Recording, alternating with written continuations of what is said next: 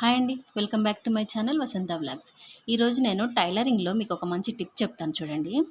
మీకు బ్లౌజులు కుట్టిన తర్వాత భుజాలు జారుతున్నాయని చాలామంది కంప్లెయింట్ ఇస్తారు కదా! అలా జారకుండా ఉండాలంటే ఏం చేయాలో చెప్తాను చూడండి. పేపర్ మీద చూపిస్తున్నాను. ఇప్పుడు ఇది ఫ్రంట్ పార్ట్ అండి. ఫ్రంట్ పార్ట్ మనం ఇలా కట్ చేసి పెట్టుకున్న తర్వాత ఒక్కసారి ఇట్లా చూడండి. ఇది భుజం అండి. ఇది ముందు నెక్, ఇది చంక భాగం, ఇది భుజం. ఈ భుజాన్ని ఇలా కట్ చేసుకున్నాం కదా!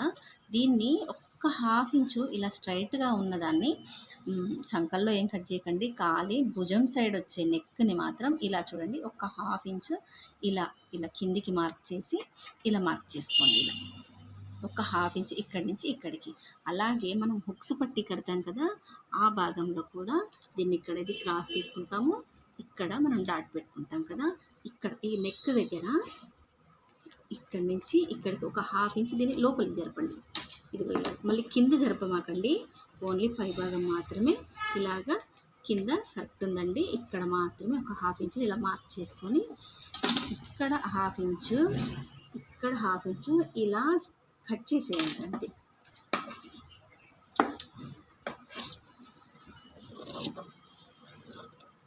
ఇలా